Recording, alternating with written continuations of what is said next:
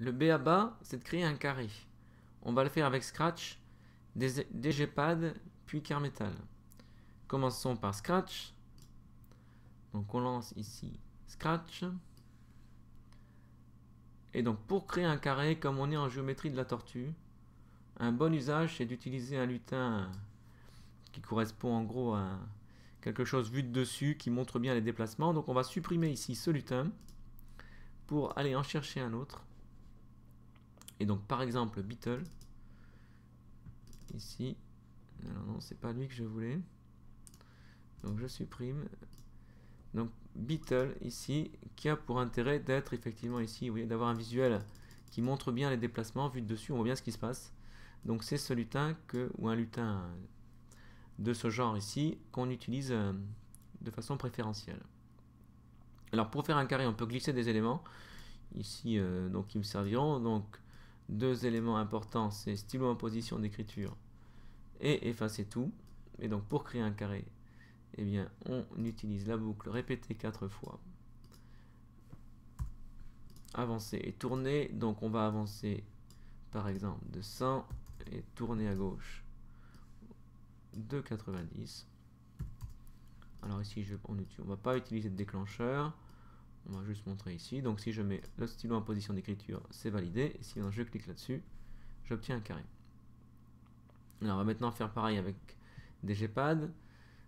Ici c'est la version en ligne qu'on utilise. Donc il faut commencer par créer un point. Donc je passe en mode actif ici, je crée un point et je vais donc créer un carré donc qui sera obtenu par la tortue de ce point. Donc pour accéder à la tortue de ce point, je clique sur le point et je vais dans l'onglet tortue. Et dans l'onglet tortue, et bien comme précédemment, je vais répéter 4 fois, avancer et tourner. Donc avancer par exemple de 100 pixels pour faire exactement pareil que précédemment, et tourner à gauche de 90. Et j'obtiens ici ce carré. On va ensuite le faire avec Carmetal ici.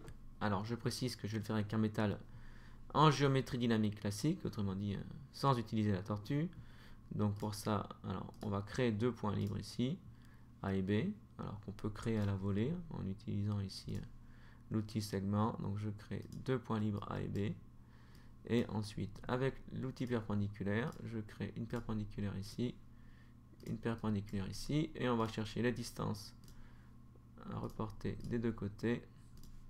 J'obtiens ici 4 points qui me permettent de terminer le carré. Je peux donc masquer les éléments de construction qui m'ont permis d'obtenir les points voulus. Alors j'ai nommé ABDC. Et on termine le carré ici.